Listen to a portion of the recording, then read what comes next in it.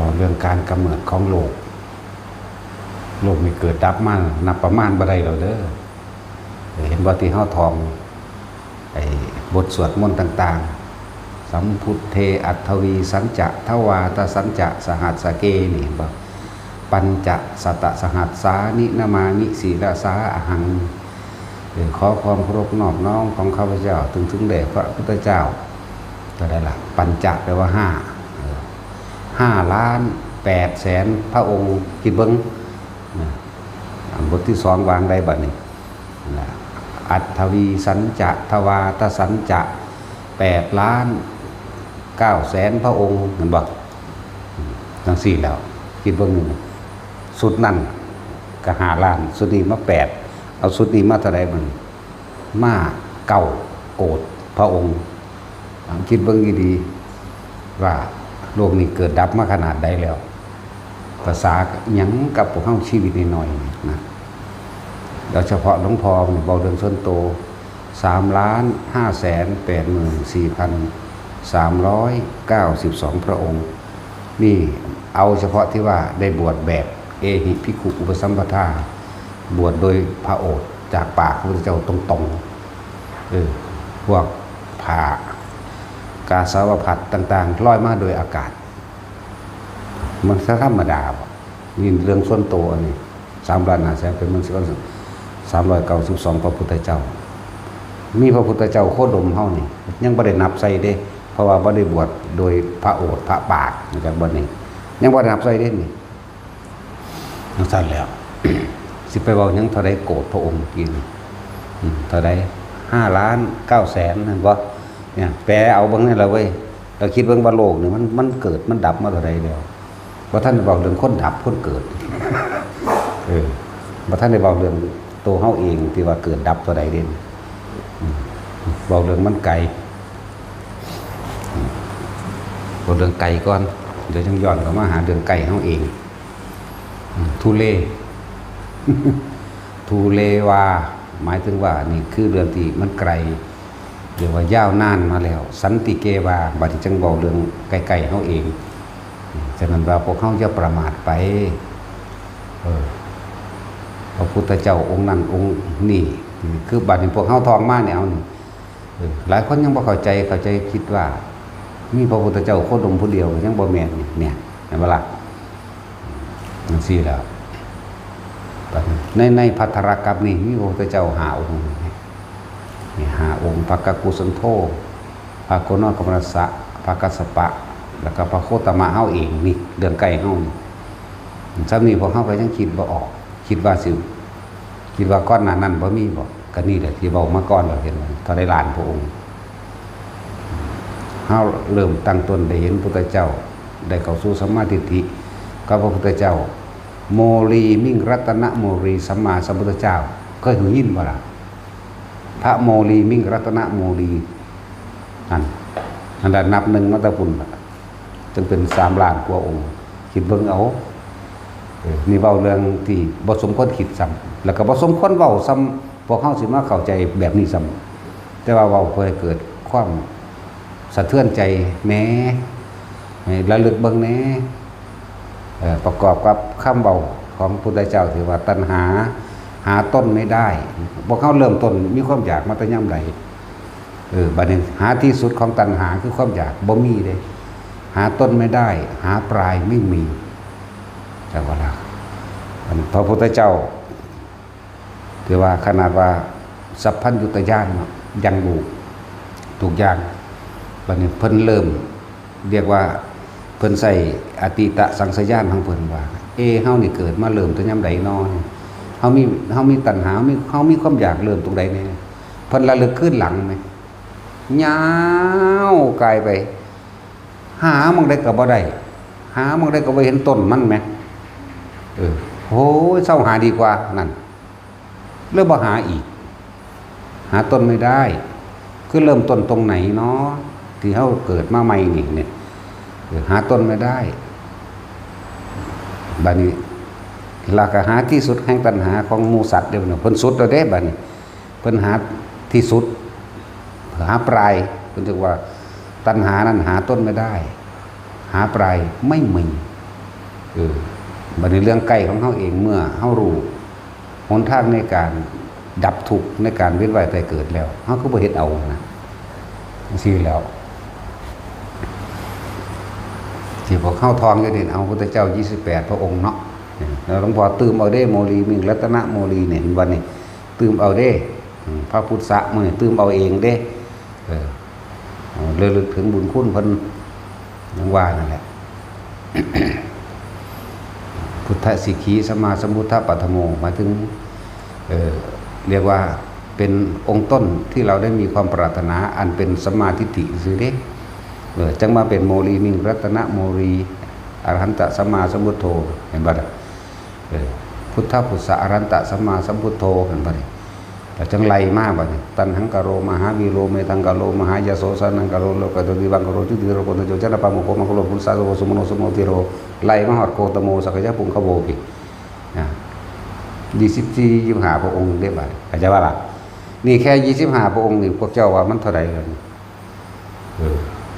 นี่25พระองค์จักอสงไขยนี่แค่25เดือนที่เล่าไล่ขึ้นไปมันเท่าไหร่เรื่องที่เราขึ้นหลังว่า3,500,000ก็จักเท่าไหร่อสงไขยเดือนอันนี้หมายถึงว่าแค่ได้เกิดมาพบพระพุทธเจ้าองค์นั้นได้3,500,000แต่สิว่า10อสงไขยก็ว่าได้อย่างวันเฉพาะที่มาเกิดพ่อพระพุทธเจ้าอันที่อยู่ในมหาอเวกีนั่นน่ะมันตั้งหากเข้าใจว่านี่ ที่อยู่ในมหาอเวกีก็ตั้งหากที่อยู่ในเปรตก็ตั้งหากที่อยู่ในเดรัจฉานก็ตั้งหากที่อยู่ในหมู่พรหมหรืออรูปภพมันก็ตั้งหากธรรมดาติได้นับประมาณบ่ได้มันตั้งหากที่อยู่ในเดรัจฉานก็นับประมาณบ่ได้เด้นั่นน่ะอุ้ยจังสิเป็นหยังแหละเป็นกบเป็นเขียดเป็นงูเป็นปลาเป็นแมงกินูอยู่พอสำนันเป็นเหียดเป็นหยังนี้เบิดเป็นเหียดเป็นเหาอยากบ่ล่ะเป็นสังเสชะต่างๆบ่ทันได้มีสื่อตั้งมันยังอยู่ได้แต่ซุมื้อนี้ก็ได้สายพันธุ์ใหม่มันใหม่มันดึกดำบรรพ์เยอะนั่นแหละให้คิดแค่นี่นะบัดนี้ภัทรกัปนี้มีพระพุทธเจ้า5พระองค์ทางคนบ่ทันได้รู้จักซ้ำเด้มีพระพุทธเจ้า5พระองค์ตั้งแต่เริ่มอคัญญะเมื่อโลกสูญสิ้นไปแล้วและกำเนิดกลับใหม่โลกใหม่นี่ก็เลยเริ่มต้นมาจากพระพุทธเจ้ากะกุสันโธนั่นแหละที่เว้าว่าสัตว์มันมีความเกิดขึ้นมาแบบใดมันก็เกิดขึ้นมาเองของมันนั่นแหละบ่มีพระเจ้าแต่งขึ้นมาเด้นั่นแล้วผู้นั้นเริ่มต้นพวกเราอันนี้เว้าแค่มาลัดเอาเด้มันสิไปบอกต้นบ่ได้มันหาต้นบ่ได้เลยมาเว้าลัดเอาเฉพาะภัทรกัปนี่โลกกำเนิดแบบนี้มีมวลดินแบบนี้สัตว์ทั้งหลายอันเป็นทิพย์คือเทวดานี่ลอยไปลอยมาไม่เห็นมวลดินนี้น้ำก็มากินมีตัณหามีเราเห็นมันเลยมาเริ่มต้นเอาที่นี่ให้ซื่อๆได้ที่จริงมันมีก่อนนั้นอีกโลกนี่เกิดดับนี่นับประมาณบ่ได้ก็ได้นี่เป็นอจินไตยมีเว้าเรื่องอจินไตยเป็นสิ่งที่ไม่สมควรคิดที่จะหาเหตุผลกับมันหาไม่ได้มันนานเกินนั่นแหละฮักก็มีมาตาพุ่นเนี่ยตะภกกุสันโธไล่มากเนี่ยเรียนภาโกนาสะถึงภาษีอริยะจนถึงอันตทานตรกับศูนย์สิ้นแห่งกับโลกใหม่ๆละบาดนี้จากว่าจนดวงอาทิตย์ขึ้น7 ดวงแต่จังสิใหม่ปึ๊บขึ้นจักขนาดนั้นแล้วดวงอาทิตย์ขึ้น7 ดวงบ่แม่นขึ้นสมัยพระโคดมนี่เด้สมัยพระโคดมแกว่าเรียกว่าอันตรธานแห่งพุทธศาสนาแห่งพระสมณะโคดมซื่อเด้นี่ที่เขาสิสงข้ามกันซะก่อนบัดนี้จังสิมาฝนตกไม้ต้นไม้ก็เกิดไม้ดอกคนที่เหลืออยู่หม่องละเล็กละน้อยหลุดรอดออกมาจากหูจากดินพวกที่อยู่ใต้ดินได้นำหากันสงครามนี่สงครามไล่กว่านิวเคลียร์อีกตอนนี้นิวเคลียร์บ่ทันได้ไล่ซ้ำอันต่อไปเด้ก็พัฒนาจากปรมาณูแล้วจังว่าเป็นนิวเคลียร์แล้วจังสิเป็นอีกอันนึงนั่นแล้วมันสิเลยนิวเคลียร์ไปอีกซึ่งสิซื้อวันใดบ่ทันได้มีก็สิเว้าไปก่อนก็สิเฮาบ่ทันตายก่อน มันข้ามอะตอมแห่งสัมพัทธภาพเรียกอะตอมต่อไประเบิดอันนั้นจากแล้วสื่อฝรั่งมันอาจจะเป็นบอมยังก็บ่รู้จักมันแล้วเนาะ นั่นแล้วเบิดยุคของพระศิริยาเมตไตรดวงอาทิตย์จังสิเกิดเจ็ดจังสิใหม่บึ๊บพวกใดตกนรกก็ซวยที่สุดแล้วในสุญญากาศตรงนั้นสุญญากาศพระท่านมีหอดสัตว์แบบมนุษย์นะพระท่านมีมนุษย์เกิดขึ้นได้เดรัจฉานกำหนดบ่มีแต่ว่านรกมีคือเก่าพวกใดตกไปแล้วก็ตกไปเลยได้กำไรหลายอยู่ได้กำไรเด้อคำว่ากำไรแสนมหากัปอย่ากำไรหลายพวกต้นนรกก็ได้กำไรหลายเปรตกับยุงสันหลายพวกเทวดากับกำไรหลายคือกันแต่ผู้ใดแต่ต้องลดขึ้นไปอย่างหน่อยก็คือสันดาวดึงนี่วดวิทยุจากเวลาดีบ่ดีอาจจะได้ยินฟังธรรมของพระอริยะเมตไตรอาจจะบรรลุหรือเลื่อนขั้นขึ้นไปในชั้นต่อไปก็ได้อยู่แต่ว่าได้หรือว่าได้พวกเจ้าก็ต้องสั่งสมไว้ตอนเป็นคนนี่เด้ตอนเป็นมนุษย์นี่เดียวนี้เด้มนุษย์พันธุ์เป็นแมนสัตว์ประเสริฐได้ฝึกได้ดีแล้วได้จังเอิญว่าสัตว์ประเสริฐพวกเฮามันเรียกว่าโมฆะบรรลุพวกเลี้ยวกว่าคนหรือเลี้ยวกว่าหมาก็ว่าไปแล้วพระพุทธเจ้าด่าเจ็บแสบเด้อคิดเบิ่งดีๆเด้อโมฆะบุรุษเด้ผู้ใดว่าเพิ่นบ่ด่าเด้อนี่แต่ของแปลบ่เป็นซื่อๆเนาะภาษาเฮาว่าอีห่ามึงนี่ซื่อๆก็สิว่าด่าบ่โอ้ยมาสิแมง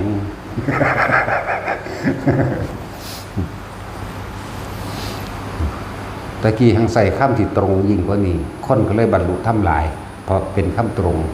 บ่มีเล่ห์บ่มีเหลี่ยมบ่มีกลมารยาอีหยังบ่เคยแฝงโดยยศถาบรรดาศักดิ์บ่ได้หลงโดยลาภสักการะเพิ่นเว้าตรงๆเด้ตะกี้นั่นแหละเป็นหยังก็เอาฟังธรรมบรรลุที่เราเป็นพันก็มีแล้วก็เพิ่นเว้าตรงเขาก็ยอมรับความจริงอันนี้แค่อันบักอีหามึงก็ซื่อก็ว่ากูบอกบ่ม่วนแม่นว่าซั่นบ่ซั่นก็หาดนตรีวิธีใส่ตัวเต้นใส่พอมึงม่วนแล้วยังกระช่างเถอะเฮาบ่ไปสนใจว่าในโลกนี้บ่มีเฮาสิไปควบคุมให้มันเป็นไปได้ดังใจเฮาเป็นไปบ่ได้เด้อคิดเบิ่งว่าโลกมันเกิดมานานเท่าใดแล้วที่เว้ามาพระพุทธเจ้าเท่าใดล้านพระองค์มานี่แหมเห็นว่าบางพระสูตรที่เพิ่นเว้าไว้พระพุทธเจ้าเป็นของที่เกิดขึ้นได้ยากแล้วการเกิดของมนุษย์ก็ยากในระดับหนึ่งแล้วเอาแต่ว่าการเกิดของมหาบุรุษพุทธเจ้านี่เกิดยากที่สุดอีกมากมายยิ่งกว่าเม็ดทรายในแท้งทะเลมหาสมุทรทั้งสี่มากมายยิ่งกว่าเด้ยิ่งกว่าแล้วเฮาไปอยู่ไสตอนนั้นเฮาเป็นเหียดอยู่ทางใดมันจักเหียดบ่เด้อนี่มันจักเหียดคือจักหีนบ่จักเหาบ่เห็บหมานี่พ่อของจักอยู่เนาะมัดหมามื้อนี่พวกเหลือพวกลิ้นพวกไล่นี่พ่อของจักอยู่สิเลยไปนั่นไปอีกมีบ่เยอะแยะเรียกว่าล่ะนั่นแหละจึงบอกว่าบ่ควรที่จะประมาทเลยมันยิ่งพวกโมภิกษุนักบวชทั้งหลายนี่บวชเข้ามาแล้วบ่ได้กังวลนำอาชีพการงานอีหยังแล้วสละตัวเองออกมาจากความอยากได้อยากดีอยากมีอยากเป็นแล้วต้องเอาเต็มที่เด้พวกเฮาพวกมุนักบวชทั้งหลายเป็นผู้นำทั้งความคิดเป็นผู้นำทั้งความรู้สึกต้องเอาตนเองออกให้ได้มาฝึกตนเองดีแล้วมันจังสามารถที่จะฝึกและนำผู้อื่นได้เด้พวกเขาเป็นผู้นำทางจิตวิญญาณจะต้องอาศัยคำตรงคำจริงบ่ได้ให้แสดงธรรมนี่ปนไปด้วยลาภสักการะหรือสรรเสริญบ่มีกันแล้วกันบ่ล่ะคือว่ากระทบกระเทือนเสียดสีหรือเหยียบผู้อื่นขึ้นก็บ่มีคือกันนั่นแหละมันมีแต่ว่าถ้าตักเตือนหมู่ภิกษุโดยกันโดยพระวินัยนั่นโดยธรรมนั่นมีเดี๋ยวบ่ล่ะ โดยธรรมคือตามความเป็นจริงพวกใดหมู่ภิกษุนักบวชเฮาก็ตามนี้โดยพระวินัยว่าพระพุทธเจ้าบ่เคยบัญญัติให้ไปสร้างพวกกันนางกวักพญานาคนักขุดหงส์นั่นนี่อีแข่อีเข็บแม่งอดจากพวกเราพระพุทธเจ้าก็ได้ไปสร้างว่าสิ่งทั้งหลายเหล่านั้นเป็นของเรียกลาภสักการะเด้เป็นมหาละลุ่ยเป็นมหานิยมเด้เป็นโล่งหนาทองนู่นนี่มันภาษาบางทีมีนี่เอื่นว่าตำหนิเพื่อต่ออันนี้บ่แม่นว่าเฮ็ดให้คือเฮาเป็นผู้นำทางกิจวิทยาก็ต้องเอาของจริงของตรงๆให้เขาเจ้าพวกคนทั้งหลายอันเป็นอุบาสกอุบาสิกาทั้งหลายนั่นเขาเจ้าบ่ได้ฮู้จักหยังเด้นั่นน่ะสารวนตับกับการหาอยู่หากินจะไปเฉยโอกาสกับความเมาของคนเฮ็ดให้เขาอับจนปัญญาพร้อมอับจนเงินทองนักลงไปเก่าๆเด้หรือว่าไปหาอันเบี้ยแก้เด้อเอาอันนี้กุมารทองเด้ออันนี้สาริกาลินทองเด้อนี่นั่งกวักเด้ออันนี้บูชาพญานาคเด้อเดี๋ยวเขาสิดลบันดาลนั่นนี่ให้ผู้ใดมีหยังองค์จตุคามรามเทพเด้อเขาสิดลบันดาลให้เจ้าร่ำรวยบ่ป่วยบ่ไข้เด้อมีตัวเบิดจากวันจังซั่นแล้วนี่เฮาเตือนหมู่ภิกษุนักบวชทั้งหลายแต่ตัวเองได้รับ10เท่าคนที่เตือนตามได้เท่านึงเขาบ่รู้ก็ยังว่าเขาบ่รู้จะมาช่วยโอกาสม่อมเมาเขาไปยิ่งกว่าเก่าอีกเห็นบ่ซั่นเจิมรถจังซี่เจิมเฮือนเจิมบ้านมันนี่มันบ่มีหรอกถ้ามันดีจริงได้จริงเป็นจริงคนมีสติและปัญญาหลุดพ้นออกจากทุกข์พระพุทธเจ้าเฮ็ดก่อนแล้วพระพุทธเจ้าไปเจิมแล้วเดี๋ยวนี้ถ้าเพิ่นยังมีชีวิตจะเศร้าเจิมไปผู้ปานนี่เนาะยังสิเจิมอยู่หั่นแล้วบ่ได้เศร้าเมื่อยแล้วอีพ่อกูก็ยังสิงอกขึ้นเฮือนหลังนั้นหลังนี้อยู่เนาะจังซี่เด้สมัยตะกี้ถ้าว่ามันมีรถเก๋งรถไฟฟ้าก็สิเจิมเกวียนนั่นแล้วเห็นว่าแท็กซี่เจิมเกวียนเจิมรถม้าเนาะนี่มันมีดาบมีธนูโอ้เพิ่นก็สิว่าอันลงยันอักขระในดาบในในมีดหมองมันบ่ไปแห้งอยู่บ่มันบ่เป็นจริงมันบ่แม่นความจริงคำว่าขลังบ่มีดอกตายเบิดเมื่อเพิ่นเป็นเจ้าของตัวเพิ่นก็ตายก่อนหมู่พุ่นมั้ยเห็นว่าซั่นพวกเขาเป็นบ้าอีหยังพายันนั่นพายันนี่ผู้เฮ็ดก็ตายเบิดแล้วล่ะยันกันนั่นกันนี่เห็นบ่นี่สอนให้คนบ่พึ่งพาตนเองแนะนำเขาฉวยโอกาสเขาทั้งทุกข์ทั้งยากคือแล้วไปเอาเงินเขาอีกเนาะช่วยโอกาสตัวจากความทุกข์ยากของคนก็ฮู้อยู่แล้วก็ยังว่าเขาบ่รู้เขาคิดว่ามีสิ่งศักดิ์สิทธิ์เขาคิดว่ามีผู้ดลบันดาลบัดนี้ผู้บ่มีเงินก็ไปยืมซื้อเอาก็มีเด้เนาะซื้ออันของขังของปัดเป่านั่นของมหาเศรษฐีมหาลาภมหารวยมหาโคตรพ่อโคตรแม่ยังแล้วอันจังซั่นเนาะถ้ามันมีอีหลีเฮ็ดใส่กูนี่กูเว้าป้างอยู่มาตลอดนี่เนาะเฮ็ดใส่กูนี่เถินอันพวกอันไสยศาสตร์มันดำมันแดงมันเขียวมันแหลนั่นเขาเว้ามาตลอดเด้นั่นแล้วสิไปมีแม่บ่ทางใดมันสิดากกูนี่มันบ่แม่นให้ทุกคนรู้ตามความเป็นจริงอยากให้ทุกคนรู้จะไปงมง่ายในจังซั่นหาอยู่หากินเฮ็ดให้เฮ็ดหน้าตึกแหกินปลาเอาเองแท้ๆเนาะถ้ามันโดนบันดาลใดมันสิไปยากอีหยังก็นั่งบอกมันไปหามาให้ก็อันนี้ไปซื้อมานั่นน่ะหลายอันหลายอย่างพโยนงพญานาครักษาพระธาตุนั่นนี่มึงปล่อยมันห่างแม่มึงหยังแต่มันรักษาได้แม่เนาะ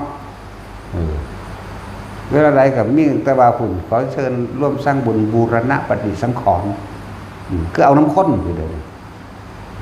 เวลาสั่งรถปูนรถอิฐเข้าไปข้นเลยถอยก็มีแต่ข้นเลยงูไปเห็นงูตัวใดถอยเนาะถอยเข้ามาเพราะบ่มีแต่มันก็บ่พังพร้อมแต่มันเป็นจริงเลยสละทั้งนั้นเลยบ่พังเห็นบ่ล่ะ อะไรจะก็พวกเฮาให้เชื่อคำสอนพระพุทธเจ้าคุณทำสิ่งใดนี่คือเหตุมัน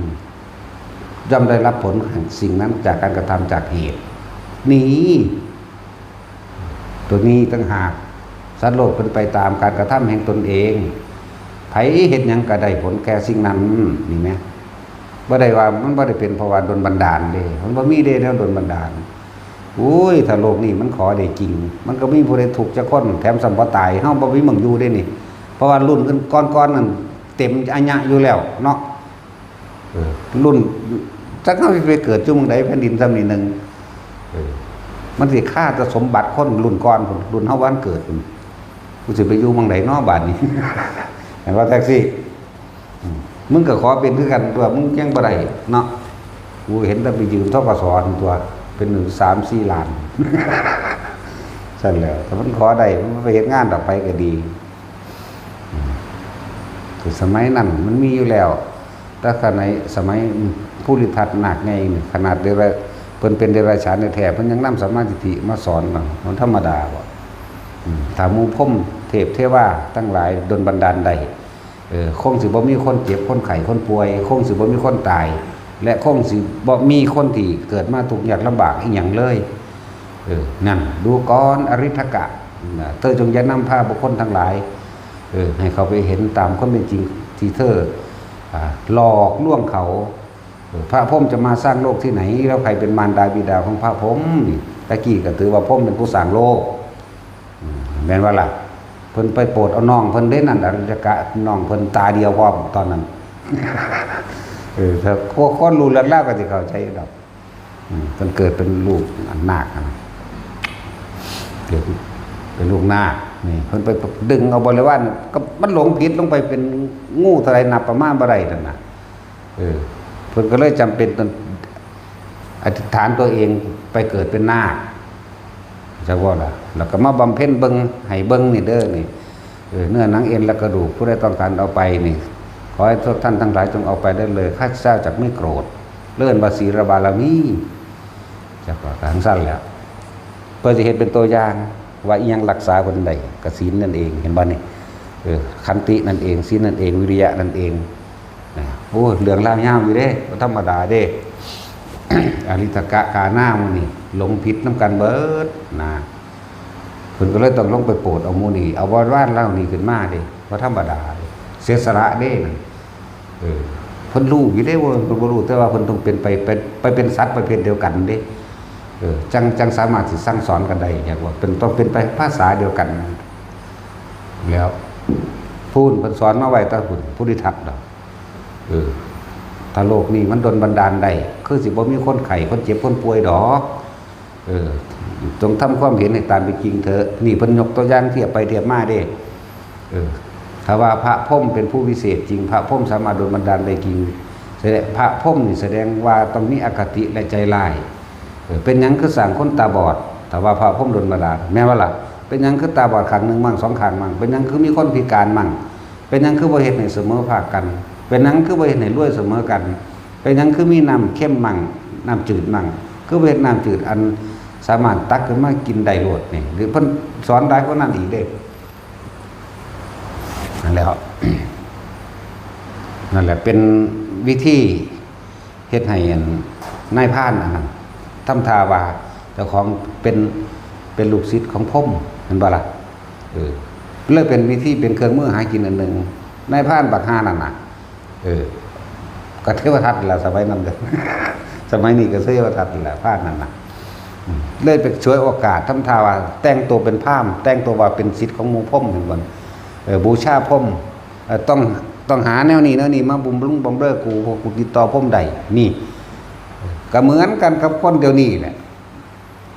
ใส่สุดของพระพุทธเจ้าขากาสะพัดก็มากหาของขอหลอกแขลมาขายให้คนมันบ่ล่ะมันบ่ได้ต่างกันนี่นั่นน่ะแต่ว่าตอนนั้นเขาถือว่าพรหมน่ะรู้สร้างโลกพรหมเป็นผู้ดลบันดาลแต่เฮ็ดผิดใจพระพรหมสิเฮ็ดให้ทุกข์จังว่าพระพรหมสิเฮ็ดให้ขาขาดสิเฮ็ดให้พิการพระพรหมสิเฮ็ดให้แรงแน่ถ้ามันโดนบันไดจริงๆกับพระพรหมหีแมงหยังมันบ่มีเมตตาจักเม็ดตัวสิว่าสิเฮ็ดให้บ้านเมืองแรงเกิดไฟไหม้น้ำท่วมแม่นบ่ล่ะ นี่คือความเข้าใจผิดมันบ่แม่นความจริงมันน่ะบ่เฮ็ดจังซั่นดอกพรหมในความหมายของพระพุทธเจ้าเฮาคือมีเมตตากรุณามุทิตาและอุเบกขานี่ต่างหากนี่พรหมในความหมายของเพิ่นแต่ตะกี้พรหมในความหมายของเขาคือผู้สร้างบ่ล่ะผู้สร้างบัดนี้เพิ่นก็ไปอ้างว่าเรานี่เกิดจากพระพรหมเกิดจากสีข้างแห่งพระพรหมเราเป็นทูตของพระพรหมใครอยากได้อะไรติดต่อกับเราเพื่อบูชาเรานั่นแหละเลยเป็นเครื่องมือหากินแบบนั้นบัดนี้มาเทียบกับหมู่ภิกษุนักบวชทั้งหลายมาอาศัยผ่าพระพุทธเจ้าว่าแต่ของบวชกับพระพุทธเจ้าเป็นผู้พิเศษนั่นแหละมันเป็นตาหนาเสื่อถือได้บัดนี้เนาะถ้าทำตามมีมุยบุยบายๆเขาแล้วบ่ค่อยขังโดน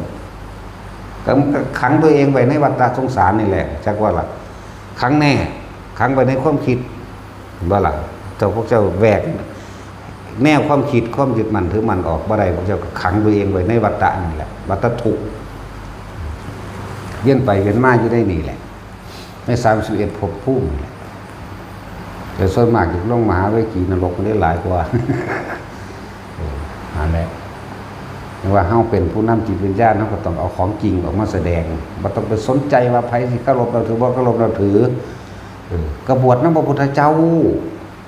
บ่ได้บวชนำคนจักว่าล่ะตะกี้เฮาก็คนคือกันนั่นแหละเดี๋ยวนี้บ่แม่นคนแล้วจักเป็นแม่มันหยังบุเดี๋ยวนี้บ่แม่นคนได้จักมันหยังก็บ่รู้คือกัน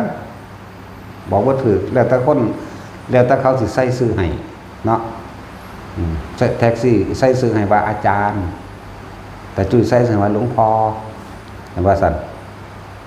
คนที่บ่พอใจบักหามึงเรียกว่าล่ะหีแมงก็แล้วแต่เขาสิใส่ชื่อเด้กูเลยบ่ใจว่ากูเป็นหยังคือกันซั่นแล้วต้องเอาความจริงออกมาเว้านะพวกเฮาเมาโหมาเห็นหลายอันหลายอย่างนั่นล่ะหลายอย่างมาได้ยินได้ฟังเปรียบเทียบเพราะเขาเข้าใจแล้วล่ะเรื่องบ่เป็นตาเว้าก็ยังเว้าให้ฟังเนาะ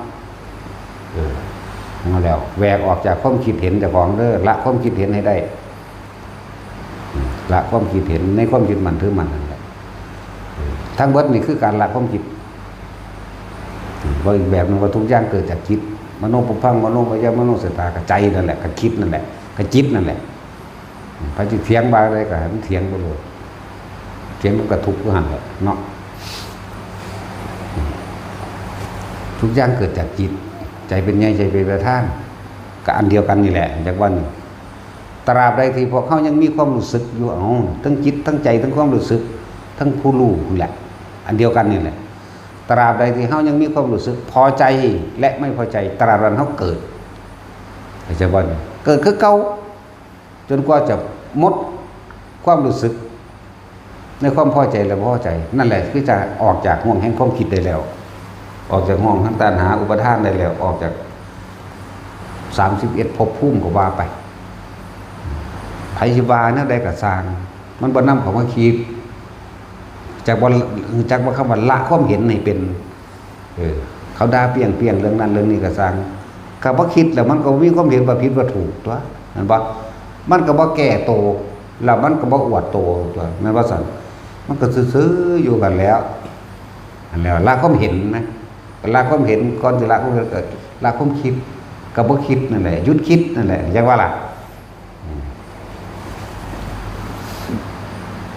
แล้วผู้ใดยังไปเชื่อว่ามีผีสางนางไม้เทวดามันดลบันดาลเฮ็ดนั่นเฮ็ดนี่อยู่พวกเจ้าก็ไปตกเป็นทาสมันนั่นแหละถ้าสิเว้าเรื่องความน่าสงสารเนาะพวกผีบ่มีญาติหรือเขาบ่อุทิศตนให้เป็นจังซี่หลายเด้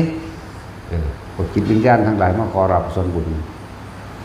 แล่นแสวงหาหม่องมันมีเด้เพราะมันวัดกันด้วยแสงด้วยโลกทิพย์นั่นจักบ่นี่แสงว่างออกไปเขาโยดหนึ่งอยู่ได้ล่ะ16 กิโลเด้เขาก็เห็นไกลๆก็มุ่งมาได้บัดนี้ก็เห็นตั้งใดบ่มีญาติใช่บ่ล่ะก็ต้องมาแบบนี้ก็บัดนี้หลายๆพวกก็มานํญาติพวกนี้ญาติหมู่พระที่สุพวกนี้ได้บัดนี้ของเขาก็พอมีพระแน่นอนล่ะพระขี้เหี้ยนก็มีพระขี้ทูดก็มีพระขี้กากก็มีโอ้ยแล้วล่ะคนไหนจิกากคนตาลัก เป็นจีกากนั่นหัวหน้าจีกากลอกหัวหน้าจีกากนักตาเทพเป็นใช้แว่นทั้งหนาอีกคนหนึ่งเป็นทั้งจีกากทั้งจีเฮียนอีกคนหนึ่งวันไหนวะน้องตาซ่าเปล่าอันนั้นตั้งเป็นจะคือเอิญวางไหนมัทุรคุตเป็นชีทูตพร้อมมันมีอยู่3 หรือ 4ผู้พาไปกับบักโกก็เป็นเด้เป็นจีกากเป็นจีเฮียนพร้อมเอาไปพวกโลกเลื่อนพวกขี้ทูตพวกขี้กากไปเอายาไปต้องกัน3-4แหละแต่เน่าไปเห็นเน่าต้มน้ำลายใจอันหัวนี่มันเศร้าเลยสัตว์อาจารย์กับพระทงไม่ใช่พวกผมนำเลยเว้ยให้พวกผมไปเอายาไก่โผล่แล้วสั้นโอ้ยฝักบาปนะแต่ดับแรกเขาก็จะทงใส่เห็นว่าสั้นเลยฝักบาปนะเนาะมันผสมกับน้ำลายเขาดับหัวสั้นแหละให้ไปเอายาไก่จากให้ทงใส่ให้บุญสั้นแล้วมันบ่มีขาอย่างว่าสั้นด้วยนิดหน่อย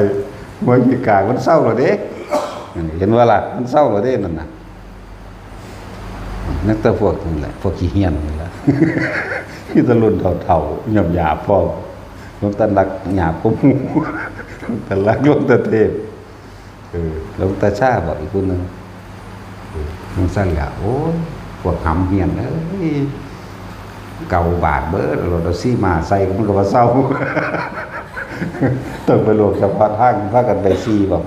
เนาะมันนี่แหละว่าสูงกับน้ำลายเขาดอกทั้งขี้เหี้ยนทั้งขี้ทูดทั้งขี้กากเพิ่นมาขออาจารย์เขาก็ทุ่มให้พวกผมเลยเนาะให้พวกผมไปไก่โพดมึงว่าเด้เนาะเอาก็ยังว่าผสมกับน้ำลายเขาสั่นแล้ว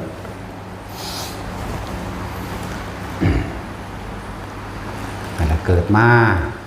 ที่สิบ่มีโรคบ่มีจักคนเด้อบ่มีโรคบ่มีไข้ไข้เจ็บบ่เจ็บบ่ปวดบ่ป่วยบ่หิวบ่ร้อนบ่หนาวบ่มีนี่ให้เห็นโทษของความอยากเฮานี่แหละเฮาแสวงหาหยังเลยแสวงหาที่สุดของคนมันบ่คือกันเด้ที่สุดของคนทั้งหลายบางคนก็ต้องการร่ำรวยเป็นเศรษฐีมีทุกอย่างนั่นคือที่สุดของเขาแต่เขาบ่รู้สิ่งที่เขามีนั่นแหละสิพาเขาถูกเพราะว่าเขามีเขาเจ็บสิ่งที่มีไว้ในใจเขาแล้วก็ปรารถนาบ่ให้มันเสื่อมให้มันคงทนให้มันถาวรมันบ่ล่ะบ่อยากให้มันจากไปบ่อยากมันจากไปนั้นมันกำลังฝืนความจริงฝืนธรรมชาตินี่อันใดเกิดอันนั้นก็ดับเท่านั้นเองแต่ถ้านั้นโลกนี่มันเกิดดับมันนับบ่ได้บ่แห้งหรอกมั้ยไล่มาตั้งพระพุทธเจ้าเท่าใดล้านพระองค์หรอกเว้าตามคำเว้าพระพุทธเจ้าพระพุทธเจ้าเกิดมานี่มากมายยิ่งกว่าเม็ดทรายในทะเลนี่ทะเลทั้ง4เด้บ่แม่นแต่โลกนี้โลกเดียวเด้มันมีอีก3โลกได้เป็น4โลกพุ่นเด้นั่นแหละเรื่องจังซี่เฮาก็บ่ฮู้จักซ้ำพวกวิทยาศาสตร์มันหาก็มาเว้านึงเด้นั่นน่ะ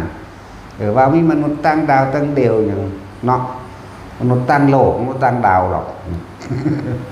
สั่นแล้วในจักรวาลนี่ก็มี4โลกแต่ละโลกก็มีบริวารอันเป็นเครื่องหนุน 2,000 บัดนี้แสนโกฏจักรวาลมั้ยจักรวาลละ4โลกแบบเดียวกันแต่ว่าบ่มีพุทธเจ้ามีหม่องเดียวนี่เข้าใจบ่นี่มีหม่องเดียวเท่านี้ในแสนโกฏจักรวาลนี่เพิ่นเว้าหน่อยนึงเด้นี่พอประมาณกับปัญญาของหมู่สัตว์สิเฮ็ดได้ก็แม่นของเพิ่นเด้พอเฮาบ่เชื่อกูเบิ่งก็เอาเองก็ได้นะแน่แต่ว่าก็เป็นเรื่องเฉพาะตนเด้อแนวหมดนี่บ่แม่นว่าสิเสมอเหมือนกันเด้เพิ่นเว้าพอให้มีพอไปเห็นได้ซื่อๆเด้แต่เพิ่นเห็นกว่านั้นเด้บัดนี้ประมาณบ่ได้แม่บัดนี้แม่พวกเจ้าก็ลองนึกอยู่อากาศสุดอยู่ไสแนวอากาศมันมีหม่องสุดอยู่นี่ไปนอนเบิ่งเด้อมันเลยดาวเลยเดินไปบนตาเฮาเห็นดาวมันมีอีกเด้สุดอยู่ไสก็บ่สุดเนาะคิดพ่อบ่พูดแล้วจังซี่เนาะคิดพ่อแต่อีห่านเป็นตะช่างแล้วเบิ่งเด้อลูกหลานก็คือกัน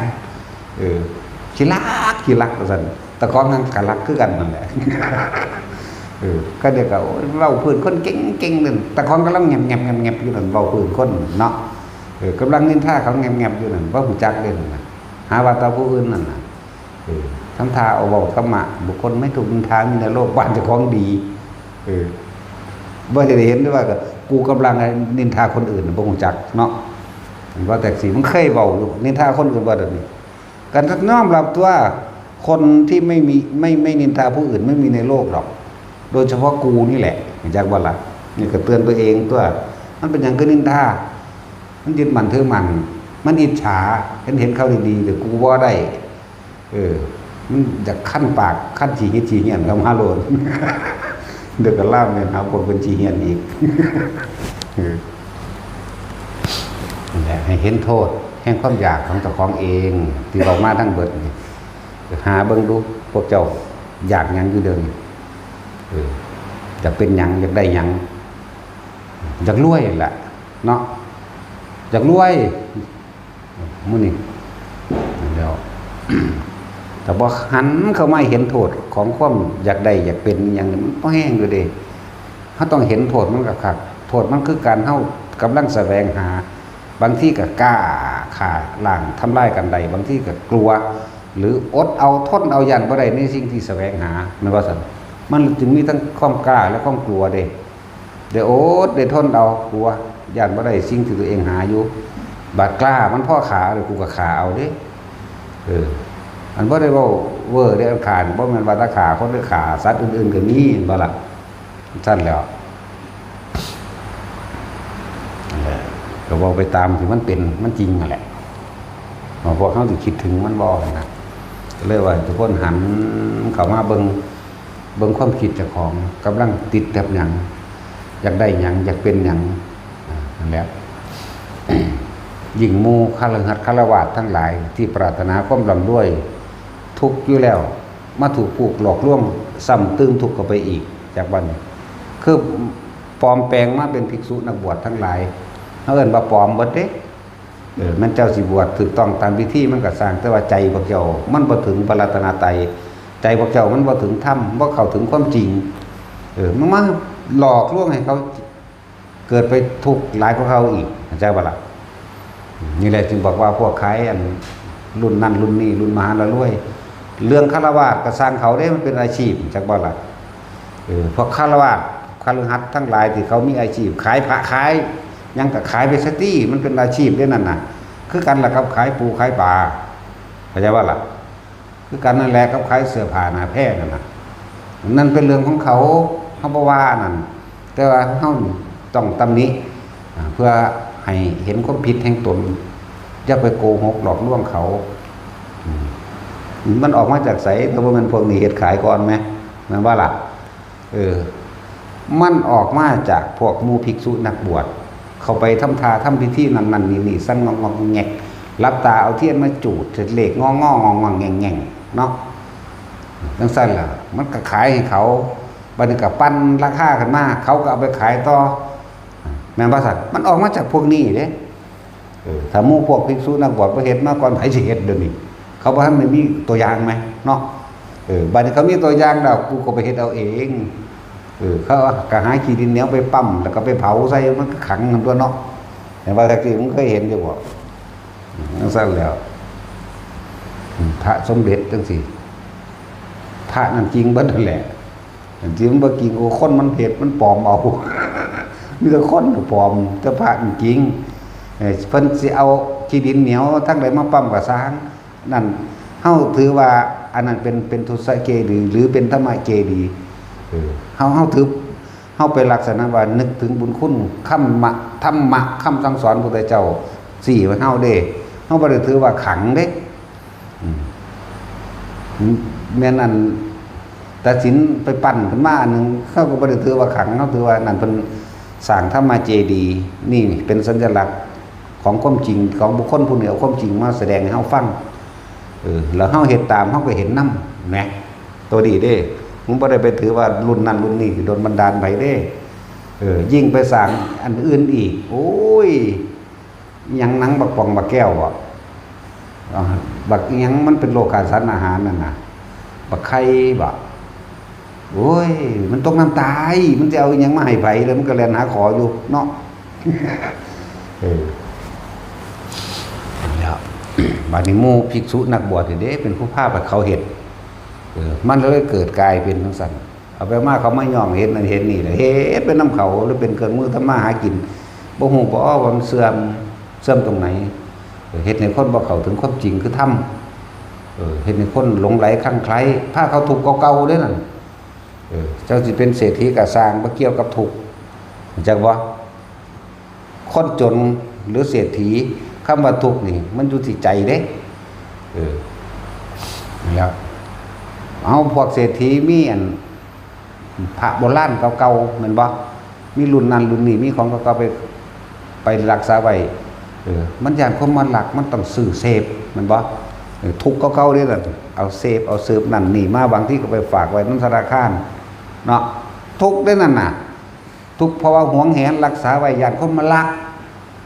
เอาบัดนี้ถ้ามีผู้ใดผู้หนึ่งไปตำหนิว่าของเจ้านี่ของเก๋สัตว์กันเลยสู้กันเลยแม่นบ่สัตว์มึงบ่ว่าของกูปลอมบ่ว่าเด้เนาะจริงแต่ของมึงบ่ทุกบ่ล่ะฆ่ากันได้บาดนี้สัตว์กันอยู่บาดนี้ก็ซั่นแล้วเจ้าของเป็นผู้นำทางจิตวิญญาณพระ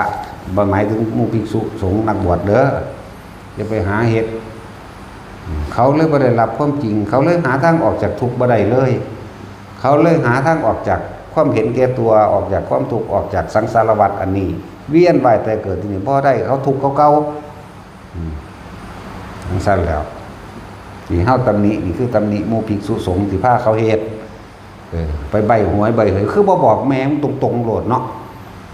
มันไปหาแม่มึงหยังมันคือบ่บอกทะเลอ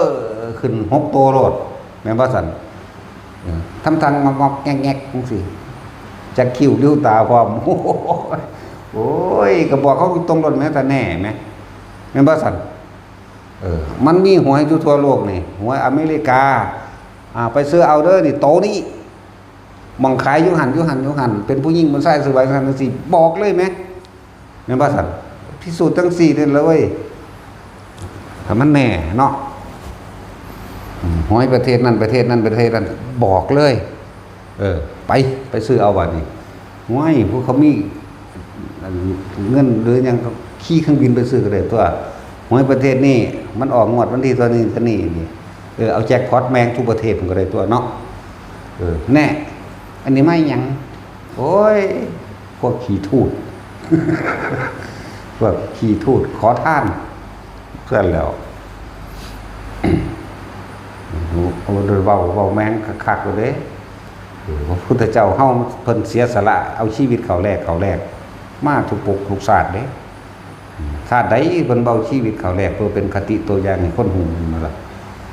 ยอมตายเพราะผู้อื่นเด้วันธรรมดาเด้เพิ่นคือบ่ไปแต่สมัยพุทธกับพระพุทธเจ้าองค์ใดล่ะพระนาทีปังกรพุ่นพระพุทธบ่แม่นพระองค์ที่ทำนายให้เด้พูนสมัยแต่เป็นนั่งอันวิสุทธิดายังพุ่นเด้แต่เพิ่นสิฟังคิดมาตามได้แล้วแต่ว่านี่บอกปรารถนาอันนี้อยากเป็นคืออ้ายเพิ่นจักว่าล่ะซั่นตัวอันมาอดเอายังกระรอกระเดียเนาะอดเอายอมจนได้เป็นผู้ชายหลังจากเป็นผู้ชายนั้นมาแล้วนั่นแหละแต่ว่า40อสงไขยไหลมาเลยแค่ปรารถนาลึกๆอยู่ในใจ20พุ่นเด้แต่จังมาแล้วนี่อีกโอ้พอแห้งอยู่แต่บอกไปมันลึกล้ำพุ่นดอกอสงไขยยังมันเพิ่นนับประมาณวันเดือนปีบ่ได้เนาะนับศาสตร์ก็บ่ได้เด้ซั่นแล้วมันเขามาตัดลงซื่อได้ว่าสิอสงไขยแสนกับมันก่อนหน้านั้นพวกทานะปรมีเฉยๆธรรมดาสาระแค่อาหารจรสะดวกเครื่องนุ่งที่อยู่อาศัยเพื่อเมื่อความสะดวกสบายพุ่น20อสงไขยเด้กว่าสิเริ่มระดับขึ้นมาเป็นทานะอุปปารมีใดบัดนี้เริ่มสาระของในกายเลือดเนื้อดวงตาต่างๆนี่จนมาถึงขันปรมัตถะอีกเด้ปรมัตถะมาถึงชีวิตกูให้ได้จักบ่ล่ะขนาดนั้นแล้วบางซะเกิดเป็นขันติวาทีดาบทเป็นผู้มีความอดทนบวชเป็นฤาษีมี คำที่นายกย่องสรรเสริญเลยขันติว่าที่คือคำเบาดาบทผู้นั้นเป็นผู้มีวาจาจริงวาจาอันเป็นสัตว์สัจจะเห็นไหมว่ามันสัตว์นรกเลยสัจจะเป็นวาจาเป็นผู้มีวาจาตามก็เป็นจริงเป็นบำเพ็ญเพียรมากวันนี้เพิ่นแค่ว่าถึงมาเอาเกลือไปดองหมักสมหม้อซื้อดอกก็เลยมาอยู่ในอุทยานอันหนึ่งว่าที่คนเห็นเขาก็เลยไปกราบไปไหว้พระราชาบักฮานั่นเมาเหล่าแน่แหละเห็นเขาไปกราบไปไหว้ก็เลยว่าฤาษีเจ้าบำเพ็ญเพื่ออย่างอดทนความอดทนมีอานิสงส์แบบไหนเป็นแบบไหนความอดทนมีอานิสงส์ทำให้เราทำอะไรก็สำเร็จได้เป็นผู้ไม่โกรธเป็นผู้ข่มความคิดเห็นต่างๆเป็นผู้ปลอดภัยยังกับว่าไปถ้างั้นเราจะทดลองดูเอาแสมาตีลอยกันเพิ่นโกรธไหมดูซิว่าอานิสงส์แห่งขันตินี่มันจะโกรธไหมกับไม่โกรธนั่นขอให้ท่านจงมีความสุขเถิดเบิ่งรู้กูได้แล้วถ้าสิมาตีกูแต่เดียวกูจะฟาดแม่มึงก่อนแหละกูมีปืนยิงกูก็ยิงได้แล้วนี่สู้อะไรกูก็กอดกัดเอาทีหนึ่งก็เอาบ่ได้แบนผู้ดันเด้เนาะบ่เป็นผู้ตะเจ้าเพราะตีนดังนะได้กูก็ทางแมงโดดเด้เนาะมันสั่นแล้วตีลอยเทือกับบ่โกรธมันศูนย์กับเก่าแม้ขนาดว่าขอท่านจงมีความสุขเถิดไหมมันอวยพรให้เสยเลยเอาดาบมากฟันคอเท่าโกรธไหมกับบอฟันคอแข็งฟันขาขึ้นมาเลยจนมาฟันทองนะบูที่อานิสงส์แห่งขันติอดได้ทำได้ดีนะกับบอโกรธดีแต่ว่าฟันข้อขาดตายซ้ำขนาดนั้นก่อนที่สิตายยังว่าขอให้ท่านจงมีความสุขเถิดมึงนั่นหนึ่งไปเกิดที่พมโลกคนนี้ล่ะทั้งสั้นแล้วคติวันที่ดาบทนั่นเลยเอ่นว่าเสียสละชีวิตทั้งมีความเพียรพยายามทั้งมีความอดทนแล้วก็เอาสละชีวิตในพวกเข้าเนี่ยเบิ่งเป็นตัวอย่างตายด้วยความเจ็บความปวดนี่มันเป็นอย่างคือไปพมโลกได้พอมันอยู่ที่ใจบ่มีความโกรธบ่น้อมไปทางลำเอียงบ่มีอคติจากบ่นี่นั่นแหละให้เห็นคุณค่าตัวนี้บาดนี้นี่ขนาดเพิ่นไล่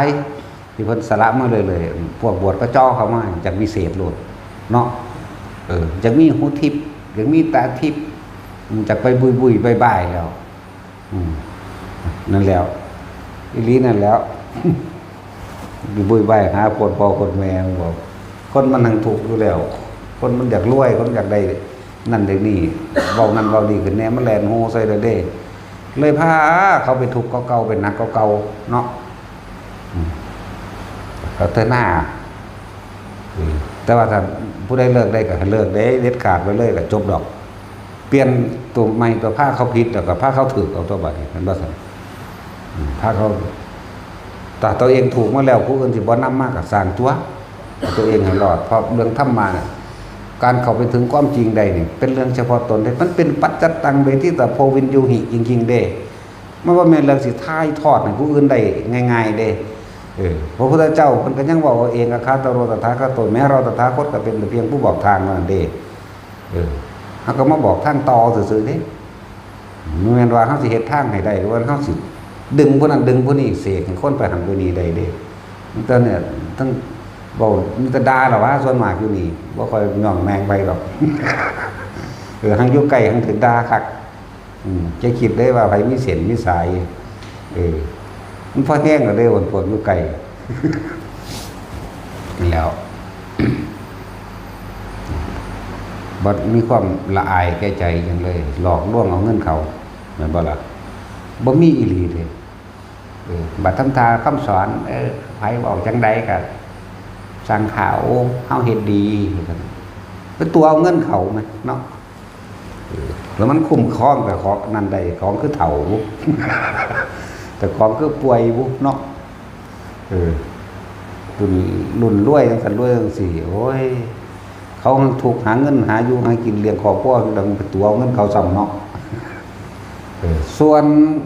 คฤหัสถ์พวกบ่ได้บวชนั่นน่ะมันเป็นอาชีพเด้อเฮาบ่ได้ว่าให้เด้อพวกนั้น หมอผีหมอสางหมอนางใหม่หรือว่าคนทั่วไปทั้งหลายแหล่ก็เขาบ่ได้ว่าให้เด้มันเป็นอาชีพคือหมอดูนั่นแหละนั่นว่าล่ะอาชีพหมอดูแต่ว่าถ้าหมู่ภิกษุดังบวชมาเฮ็ดแล้วนึงมันมิจฉาชีพแล้ว มันเป็นอาชีพมันก็เป็นมิจฉาอาชีโวตัวนั้นแม่นบ่ซั่นหมู่ภิกษุนักบวชทั้งหลายก็บิณฑบาตเลี้ยงตัวเองด้วยปรีแข้งแห่งตนตัว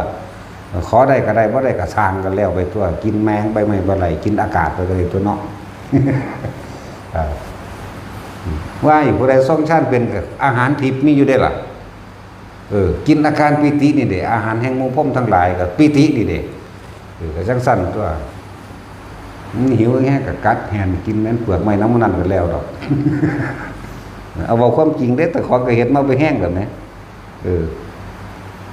ไว้น้ำต้นกล้วยมันฝาดเป็นไดก็โหหวานเนาะผู้ว่าใดว่าเคยกินน้ำจะมาว่าเด้อว่าเท่านั้นนั่นนี่คนมันสิตายมันหิวมันสแตกเข้าไปมันหวานโลดเด้ แหดข้อมันใดมันก็บ่แหดเด้มีแห้งขึ้นมาโลดเด้กินมาคอแล่นถึงเมาเซ่อยู่ว่าซั่น โอ้เรายังแก่แล้วจะไปหาใบสมร่มพอบ่แห้งก็เด้นั่นแหละเฮ็ดมาก่อนเบิดนี่ล่ะเว้ามันนั่นแหละถึงว่าหมู่ภิกษุนักบวชจะไปหาตัวเขามันมีดอกแนวขังๆเคิงๆนั่นน่ะถ้าผู้เขาเจ้าเป็นกุศโลบายอย่างหนึ่งให้ทำความเคารพน้อมพุทธเจ้าหรือให้ท่องอิติปิโสกับมันก็เลยว่าใจมันมีที่ตั้งจากบ่ล่ะระลึกถึงพระพุทธพระธรรมพระสงฆ์เด้อนี่ว่าใจมันมีที่ตั้งบ่ได้ระลึกเพราะว่าให้มันรวยเด้บ่ได้ระลึกเพราะว่าให้มันหายป่วยบ่ได้ระลึกแบบนั้นระลึกเพื่อให้จิตเป็นหนึ่งมั่งที่ตั้งมั่งเพื่อให้เห็นความคิดเจ้าของนั่นแหละเอาฉะนั้นก็เรื่องปฏิบัติธรรมนี่เป็นเรื่องเฉพาะตนเด้อเวลาเฮาเกิดอาการปิติต่างๆเกิดขึ้นมันถอดให้กันบ่ได้เด้นี่แค่ของหยาบๆนึงเด้อันที่เว้ามานี่อุ้ยสั่นแบบนั้นโยกแบบนี้นิ่มนวลแบบนี้ร่างกายพึ่งแบบนี้ยืดขึ้นทั้งฟ้าแบบนี้เป็นแบบนี้มันถอดให้กันบ่ได้เด้นั่นบ่ซั่นสิว่ามันปัจจตังคักๆเด้มันเป็นสิ่งที่เฮารู้เฉพาะเฮาเองบัดนี้ผู้ไปรู้เหมือนกันมันบ่เถียงเด้นอกจากบ่เหมือนมันยังเถียงเข้าใจว่านี่ถ้าเหมือนกันแล้วก็เถียงดอกสั่นล่ะลดแห่งถ้ำหรือความสิวิไลแห่งถ้ำต่างๆที่พวกเขาหูพวกเขาเห็นหรือความจริงต่างๆที่พวกเขาหูเขาเห็นบรรลุและความสิวิไลแห่งถ้ำทั้งหลายมันเป็นปัจจตังภาวนาไปเกิดเห็นนั่นเห็นนี่ไปจังซี่มันก็เอาให้ผู้อื่นเบิ่งนำบ่ได้นั่นบ่ซั่นก็เว้าเรื่องเทวดาอินพรหมเรื่องนรกบ้างเรื่องสวรรค์มั่งเรื่องพวกคนท่านมั่งกลุ่มพันมั่งต่างๆนานานี่แหละมันก็ดึงออกมาให้เบิ่งบ่ได้เด้บอกก็บอกพอจักหน่อยพอข่าวๆนึงเด้เท่านั้นแหละบ่ได้ไปจริงไปจังหยังกับมันดอกเพราะมันเห็นจริงๆนั่นแหละแต่มันบ่จริงดอก งงบ่เห็นจริงแต่มันบ่จริงดอกก็สักก็พิสูจน์ให้เอามาให้ผู้อื่นเห็นนำติแม่นว่าซั่นก็ทั้งสั้นตัวเห็นก็แค่นั้นแหละได้ยินก็แค่นั้นแหละมีแต่ของเกิดของดับมันบ่ควรจะไปถือเอาหยังจักอย่างดอกนั่นแหละขนาดเทวดาอินพรหมทั้งหลายเขายังบันดาลนึงเฮาได้บัดนี้ในตำราคือมีว่าอีกล่ะก็เจ้าของเฮ็ดไว้เด้นั่นน่ะรู้จักว่าล่ะคือภาษีวลีจังซี่เพิ่นเฮ็ดไว้เพิ่นทานไว้เด้นั่นน่ะบริวารของเพิ่นเองได้ดีนำเพิ่น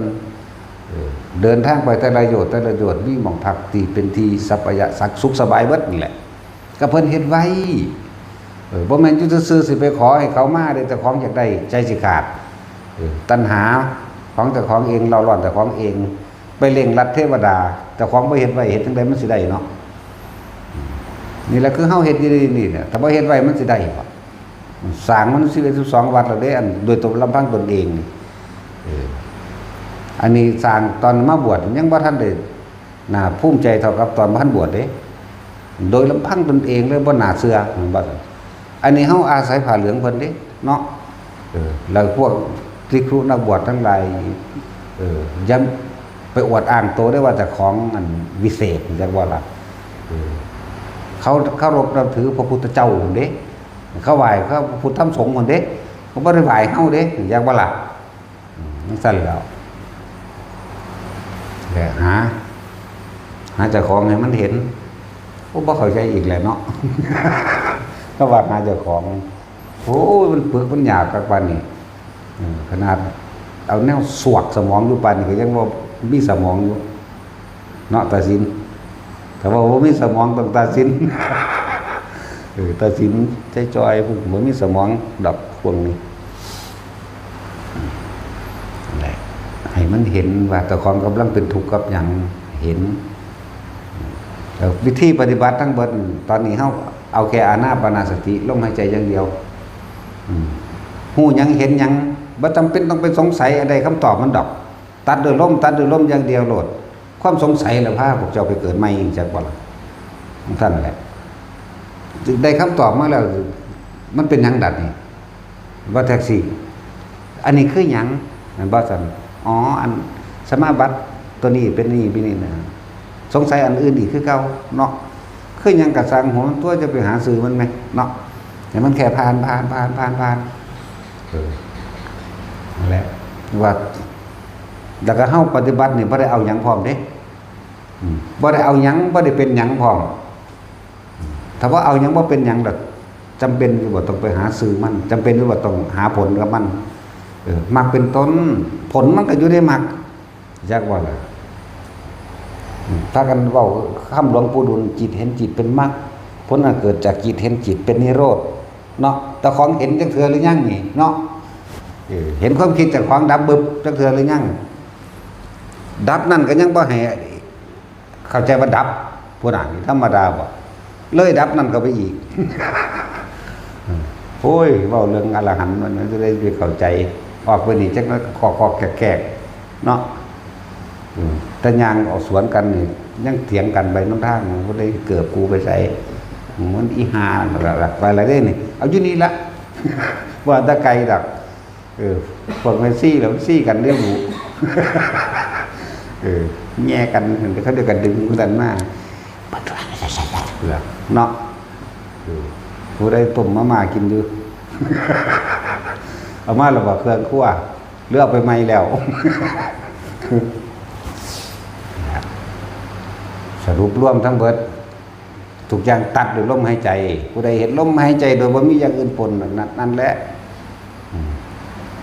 เห็นนั่นเห็นนี่สิไปสงสัยถามสื่อมันหยังอันนี้สงหยังก็ยังว่าบ่เอาหยังบ่เป็นหยังเนาะ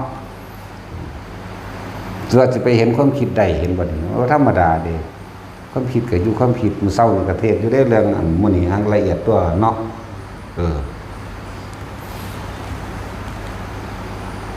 เรื่องพาลานเพิ่นดับหยังดับขันธ์5นึงเด้เพิ่นรู้เรื่องขันธ์5นี่นึงเด้มันบ่ได้ไปขันธ์8เด้ เนาะตัดสินก็ได้เป็นว่าขันธ์8เด้รูปก็เป็นของบ่เที่ยงบ่ยีรังอย่างยืนเกิดแล้วก็ดับหมายถึงร่างกายนี่แหละโอ้ของหยาบๆนึงเด้ซ้ำมื้อนี้เฮาบ่ได้สะออนเด้เวทนาสัญญาสังขารแยกกับความรู้สึกตัวเดียวนี่แหละถ้าพวกเจ้ายังมีความรู้สึกในความพอใจพวกเจ้าก็ไปเกิดเฮ็ดจังไดมันสิบ่มีความพอใจบ่พอใจก็ลมหายใจพวกเจ้าเองนั่นแหละอยู่แต่กับลมแหละเกิดยังขึ้นกลับมาลมเกิดยังขึ้นกลับมาลมก็ยังบอกตลอดอยู่พระเจ้าสิส่งความคิดไปหาเหตุหาผลหยังกับมันนั่นบ่ล่ะหยุดเหตุมันก็บ่มีผลตัวยังบ่เอาหยังบ่เอาหยังแล้วบ่เป็นหยังสิเอาหยังจะไปหยังก็ไปตายคือเก่าแหละเนาะพวกคนทั้งโลกก็คือกันสุจะรังแกก็มีกันหลาย